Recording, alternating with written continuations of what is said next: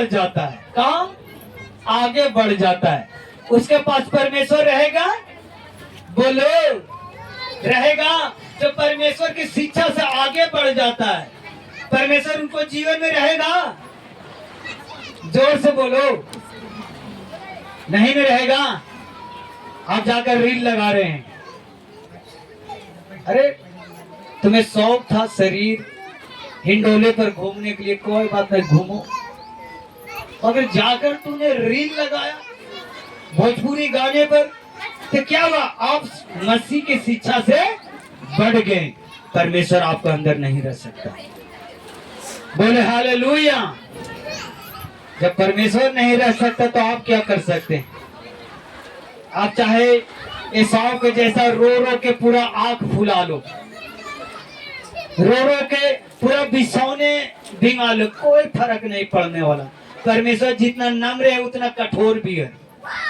मेरे बातों को समझ में आ रहा है? उतना कठोर है। तो बच के चलो। एक एक पैर फूक फूक के रखे। कहां पर रखूं, कहां पर रखूं या ना रखूं, सोच समझ के रखो।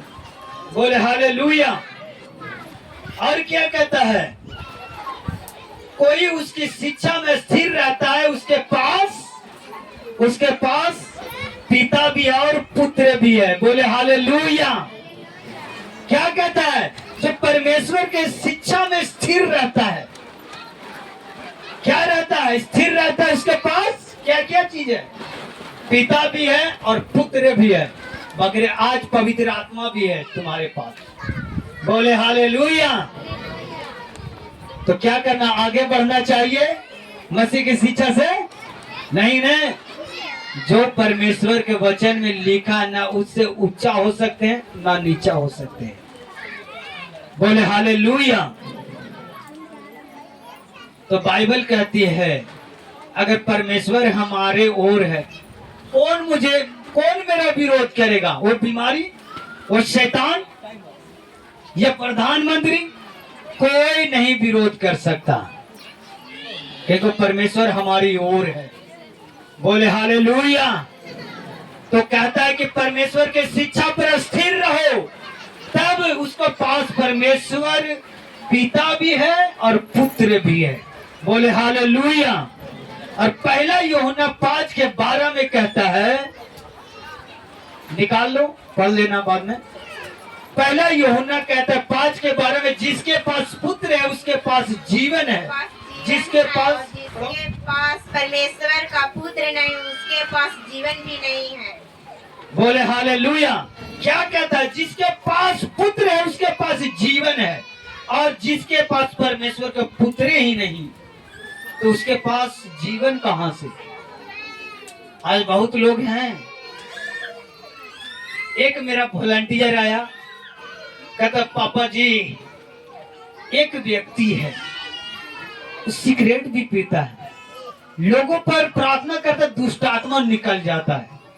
तो भाई साहब ये होता है, नशा भी करता है। परमेश्वर तो अनाउंटिंग है, बाकी परमेश्वर नहीं है। वो किस दिन शैतान के झपेटा में आ जाएगा कोई नहीं जानता है। आप पाप कर लेंगे, कोई बात, वो सेम अनाउंटिंग रहेगा, सेम अनाउंटिंग। बाकी उस अनाउंटिंग से ज्यादा शैतान भिड़ गया तो तू चल गया काम से। बाकी जब परमेश्वर रहेगा तुम्हें बचा के रखेगा। क्या मेरे बातों को समझ में आ रहा है? आपको लगता है मैंने पाप कर लिया, कहाँ कुछ हुआ। हमें तो लगा कि मैं शारीरिक एंजॉय कर लिया, कहाँ कुछ हुआ, कुछ भी तो नहीं हुआ। बाकी जानते हो जब आदम हवा ने फल खाया तो परमेश्वर ने क्या बोला था कि मर जाओगे। क्या मर गया? बाकी मेन मृत्यु हो गया। समझ में आ रहा है?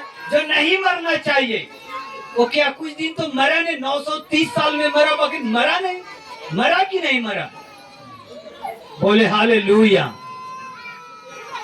तो इस तरह से बहुत लोगों को वचन रहता है कि हाँ ये वचन तो बोल रहा है, व्यक्ति वही है, प्रार्थना तो कर रहा वही है, बाकी कई लोगों के अंदर से परमेश्वर जा चुका होता है। जो तुम्हें परमेश्वर बहुत ऊंचाइयों पर ले जाना चाहते फिर नहीं जाते, वहीं पर अटके रहते। कारण क्या? संसार के अभिलाषाओं के कारण, अपने शरीर के इच्छा के कारण आप वहां पर नहीं जा पाते। क्या मेरे बातों को समझ में आ रहा है? बोले हालेलुया। इस शरीर पर कहते हैं इस अंगों को मार दो। बाइबल में पढ़ो, प्रेरित पौलुस कहता है इस अंगों को क्या कर दो, मार दो। तुम्हें जो लाभ पहुंचाने के लिए तुम्हें रोकता है, इसे क्या कर दो, मार दो। इसलिए प्रेरित पौलुस हर दिन अपने शरीर को कहता मारता खोता हूँ, कहने के मतलब और प्रेयर में, फास्टिंग में हर दम रहता था। कोई बुला रहे चल ना यार यहाँ डिनर है, तो कहता रे यार नहीं, मेरे 1 हफ्ते का फास्टिंग है। फिर पूछता है अरे चल ना यार बर्थडे है यार, वो कहते कि यार मेरे 40 दिन का फास्टिंग। तो क्या करा, अपने शरीर को मार कूट रहा है कि वो जाएगा नहीं। क्या मेरे बातों को समझ रहा? जरा जड़ पकड़ो, जड़। क्या मैं कहना चाह रहा हूं, एक नशा वाला व्यक्ति अगर हफ्तों में सिंगल या 3 बार रखे, 3 हफ्तों में कहानी खत्म। उसको नशा कहां जाएगा पता नहीं। तुम्हें लगता है कि पास्टर जी हमें नशा नहीं छूटता? अरे 3 हफ्ता 3 दिन को रखो तो देखो क्या होगा। जैसे ही आप निकालोगे खैनी को, लगेगा तुम्हें याद आ जाएगा, रे यार चल बंद कर दे। फिर दूसरा दिन निकाले, बंद कर दे। इस तरह से परमेश्वर तुम्हें ऐसे निकाल के ले जाएगा नशों से, तुम्हें फिर याद भी नहीं है कि मैं किस दिन में नशा छोड़ दिया। अगर छोड़ना चाहोगे तब तो फास्टिंग रखो। जब बड़ी चार के लत लगा हुआ है, रखो, एक टाइमिंग रख लो, आधा घंटा के, 1 घंटा का, कि दिन भर में आधा घंटा 2 बार करना, 3 बार। तो जानते शैतान कब आएगा तुम्हें अवसर देने के लिए?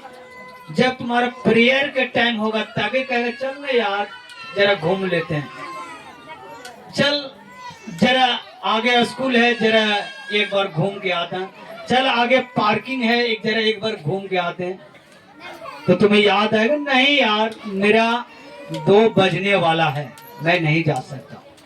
फिर कहेगा अरे मेरे तो 3 बजे है, प्रेयर आधा घंटा। इस तरह से तुम्हें परमेश्वर निकालता है। क्या मेरे बातों को समझ में आ रहा है? बोले हालेलुया। आगे जब परमेश्वर तुम्हें रोकता है और नहीं रुकता है तो मसीह तुम में फिर नहीं रहता। क्या हुआ? यकूब के बेटी लिया के बेटी दीना कहां गया? आत्मिक क्षेत्र छोड़कर कहां गया? एक ऐसे देश में जहां अविश्वासी था। एक राजा के बेटा ने क्या कि उसको साथ कुकर्म किया। तो गलती राजा के बेटा के भी नहीं, गलती किसको? वो लड़की के था जो अपना दोस्ती करना था, यहाँ तक नहीं था, यहाँ के लोग विश्वासी नहीं था मगर जानबूझ कर शैतान के हाथ में चुगल हाथ डालने गया, भ्रष्ट हुआ, अपनी लाइफ को खुद भी गुनाहों में गिरा। तो क्या है अम्ब्रेला देखते हो क्या है? एक तरह समझो वही व्यक्ति के जैसा क्षेत्र है। समझ में आ रहा है? यकूब का बेटी क्या देगा? आत्मिक। और अगला देश क्या था? वो शारीरिक। जैसा ही हम शारीरिक एंजॉय में मेले में घूमने जाते हैं, हमारे वहां पर भ्रष्ट हो जाता है बुद्धि, वहां पर हमें शोषण हो जाता है शरीर का, अभिलाषा हो गया, कोई तरह का फीलिंग आ गया। इस तरह से हमें वैसा जगह पर जाने से क्या फायदा जहां पर मेरा आत्मा घटता हो, जहां पर परमेश्वर की इज्जत ना मिलता हो, जहां पर परमेश्वर तुम्हें अच्छी तरह से दिमाग में बात नहीं कर सकता।